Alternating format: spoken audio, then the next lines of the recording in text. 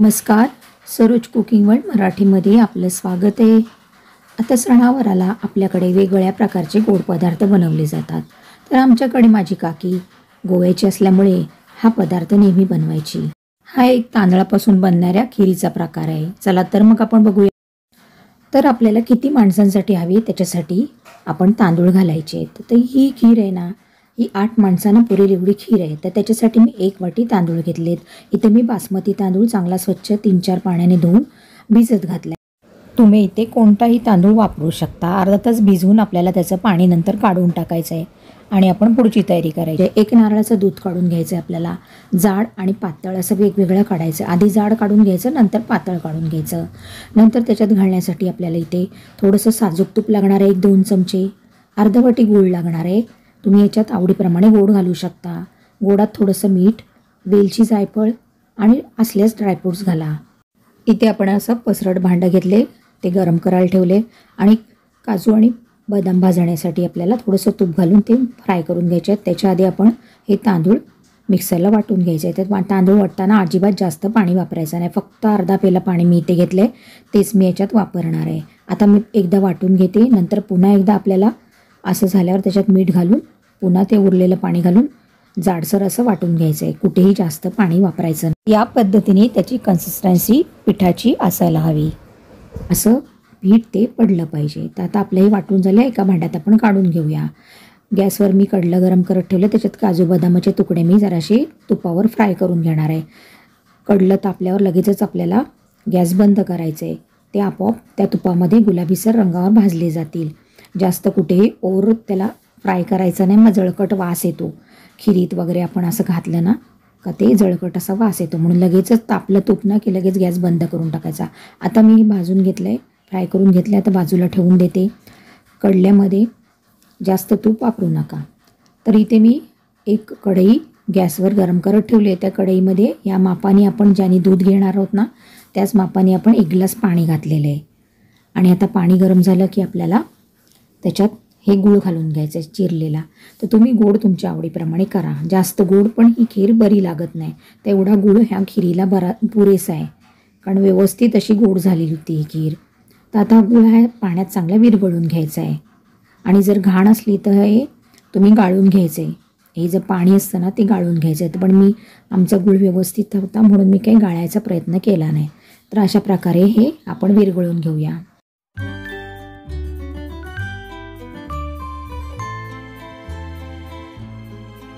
तुम्ही बघू शकता गूळ आणि पाणी चांगले मिक्स झाले. तर आता आपण हे पातळ जे नारळाचं दूध आहे ना ते घालून घेतलेलं आहे. ते घातल्यानंतर आपल्याला 1 चमचा त्याच्यात साजूक तूप घालून घ्यायचं आहे आणि थोडी उकळी आणू द्यायची आहे.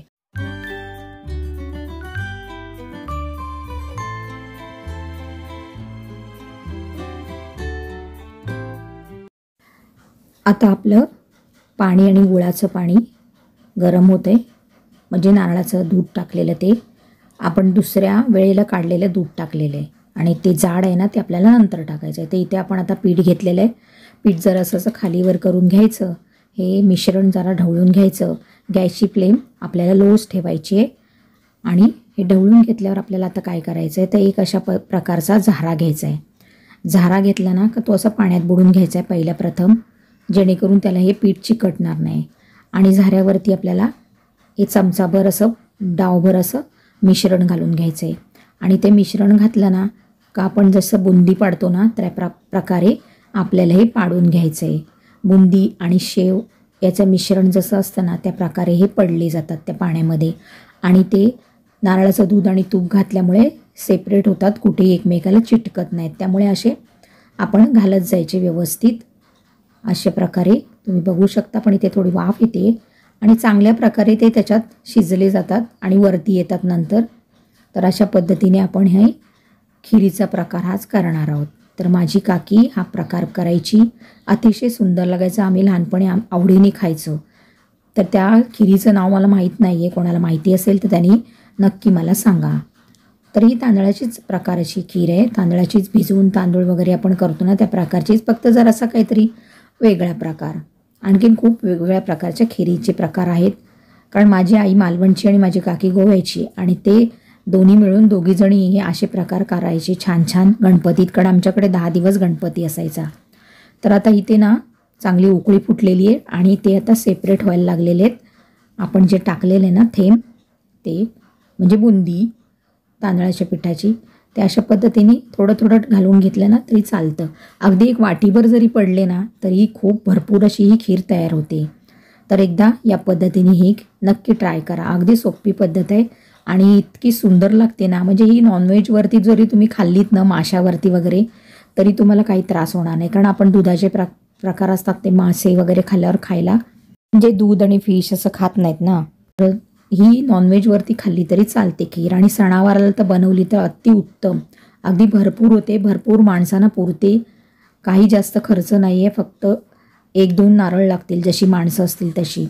तर मी इथे 1 नारळाची ही खीर केलेली आहे. अगदी भरपूर झालेली आणि सुंदर लागते. तर आता माझं हे सगळं बुंदी पाडून झालेली आहे. आता थोड्या वेळाने तुम्हाला मी दाखवते. हे बघा, अजिबात कुठे चिकटत नाहीत, काय नाही. असं लांब लांब असं बुंदी टाईप ते पडलेलं आहे आणि दिसायला पण सुंदर दिसतं. तुम्ही याच्यात कोणता रंग पण वापरू शकता, पण मी हे नॅचरलच ठेवलेलं आहे. आज रंग छान वाटतो.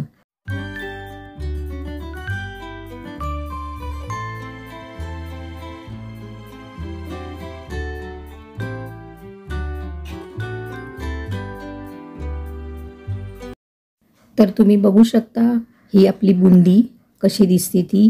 तर या पद्धतीने ती दिसते आणि चवीला पण खूप छान लागते.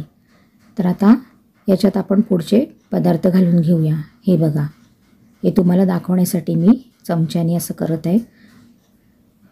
तर अगदी वेगळा प्रकार आहे, काहीतरी वेगळं असं. नेहमी म्हणजे जरा तेच पदार्थ खाऊन कंटाळा येतो. मग लहान मुलांना पण बरं वाटतं ना, काहीतरी वेगळं ॲट्रॅक्शन असतं ना. तर आता आपले हे चांगली उकळी फुटलेली. आता आपण काय करायचं आहे, इथे हळदीचं पान घालून घेणार आहे मी. कारण हळदीची पानं पावसामुळे सगळी आमची खराब झालेली आहेत आणि कुंडीत होतं ते मी 1 घातलेलं आहे. अगदी भरपूर अशी नाही घालायची, तर अशी वळकटी करून घ्यायची आणि त्याची गाठ मारून टाकायची. आम्ही ही मच्छीमध्ये पण अशी हळदीची पानं वगैरे घालतो, कारण कोकणात सरास ही हळदीची पानं सगळ्या पदार्थामध्ये वापरली जातात. तर 5 मिनिटांनी आपण हे पान काढून टाकायचं आहे.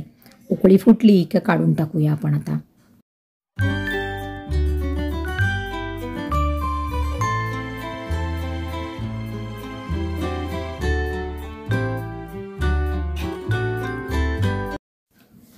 आता आपली ही खीर जराशी आटत आलेली आहे आणि हे आपण पाडलेले जे शेव बुंदी आहे ना ती पण शिजत आलेली आहे. आता आपण हे हळदीचं पान काढून टाकूया, कारण वास खूप छान येतो आहे खिरीला. तर आता हे काढून टाकल्यावर आपल्याला काय करायचं आहे, पुन्हा ढवळून घ्यायचं आहे व्यवस्थित. हे बघा आटत आलेली आहे ना. तर आता आपण काय करायचं आहे, तर आपण आधी पहिलं काढलेले जे जाड नारळाचं दूध आहे ना ते घालून घ्यायचं आहे आणि गॅस आपल्याला खूप कमी ठेवायचा आहे, जेणेकरून आपलं नारळाचं दूध कुठे फुटलं नाही पाहिजे. तर आता मी हे दूध घालून घेतले आणि अलगद असं ढवळून घ्यायचं आहे. पुन्हा आपल्याला ही जरासं शिजवायचं आहे.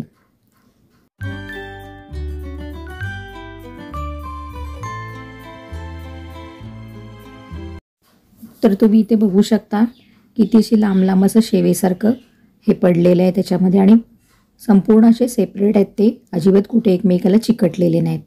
ते खूप छान प्रकारे शिजले जातात. तर बघू शकता. तर आता आपण काय करायचं आहे, तर आता आपण ना हे जरा शिजवून घ्यायचं आहे आणि बाकी मग आपल्याला सगळे पदार्थ घालून घ्यायचे आहेत. तर याच्यात मी वेलची आणि जायफळची पूड घातलेली आहे. सरभरीतच घालायची, अशी वाटून कुटून घालायची म्हणजे. आणि नंतर आपल्याला काय करायचं आहे, ड्रायफ्रूट्स आपण आधी बघा किती गुलाबीसर झालेत, ते बाजूला लगेच उतरून ठेवायचे, म्हणजे आपोआप ते हे होतं. जास्त पण त्याच्यात फ्राय करत बसायचं नाही आणि ते तूप घातलेलं आहे ना ते जळवायचं नाही, जेणेकरून आपल्या पदार्थामध्ये आपण ते जेव्हा टाकतो तेव्हा करपट असा वास येतो.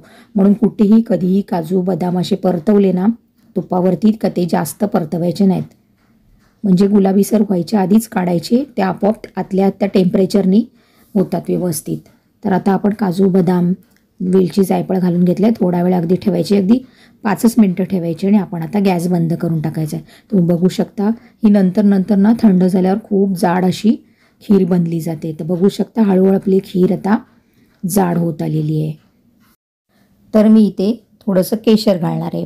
मी साहित्यामध्ये केशर दाखवलं नव्हतं, पण मी जरासं सजावटीसाठी केशर घालणार आहे. असल्यास घाला, नाही घातलं तर अगदी छान लागते. हळदीच्या पानाचा स्वादसुद्धा त्याच्यात छान येतो. तर अशा पद्धतीने आपली खीर आता तयार झालेली आहे. तर तुम्ही बघू शकता घरातील मोजक्या साहित्यात आपली खीर अगदी छानपैकी बनवून झालेली आहे. अप्रतिम अशी झालेली आहे खीर. तर यावेळेला गणपती बाप्पाला, गौरीला तुम्ही या खिरीचा नैवेद्य जरूर बनवून दाखवा. सगळ्यांना आवडेल आणि चव तर अप्रतिम लागते. तर कशी वाटली रेसिपी जास्तीत जास्त शेअर करा. चॅनलला सबस्क्राईब केलं नसेल तर सबस्क्राईब करा आणि सरोज कुकिंग वर्ल्डला पुन्हा भेट द्या. रेसिपी संपूर्ण बघितल्याबद्दल धन्यवाद. Thanks for watching.